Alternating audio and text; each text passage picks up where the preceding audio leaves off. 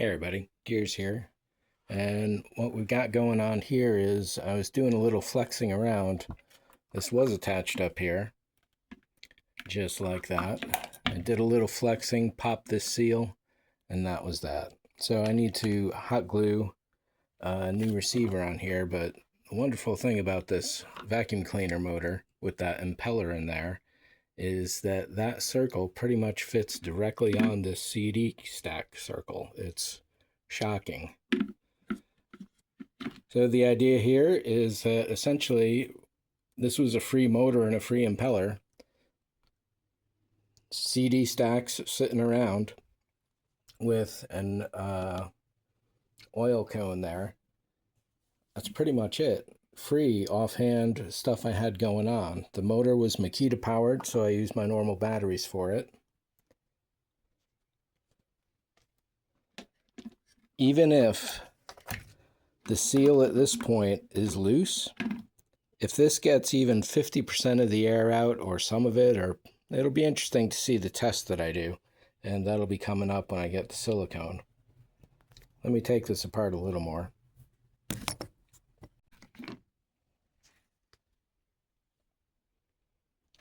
All right, so here we are with these few parts. There's the motor, impeller, and battery.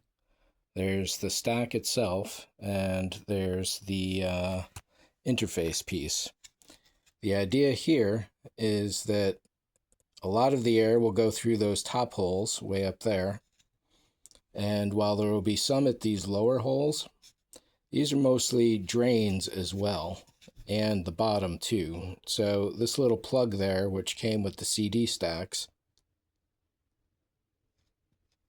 will act as a block to keep any resin or silicone from getting directly in there, and yet it'll still allow any that does get in here to drain out.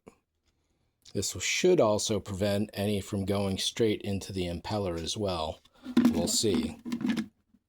I had been fooling around with this a little and I broke the seal, which was just hot glue. So it's nice to see the conditions under which this will be working.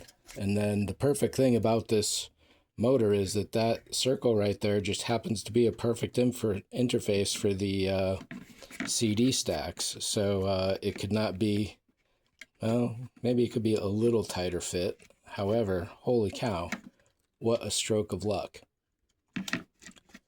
So even if a little air gets in through these seams here, if I get a lot of the air out of the resin or the silicone, then I don't need to get all of it. I just need to get a lot of it or most of it, because the denser stuff will sink down towards the part that's being cast, and all the lighter stuff with the air still in it will float to the top.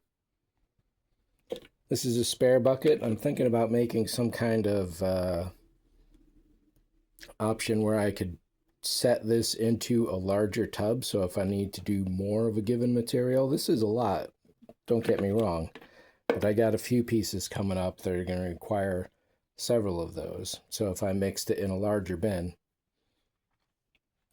I could essentially drop this in place and turn it around that way. I don't know if it'll work though. Well, anyhow, that's it for this one. The tests are coming up. Thanks for watching. See ya. I just did a test pull. This is a two-handed operation, but let's see if I can actually get this here. I need one hand to hold the thing in place because this thing torques like heck, and then another to hit the trigger. And if we watch the plastic here,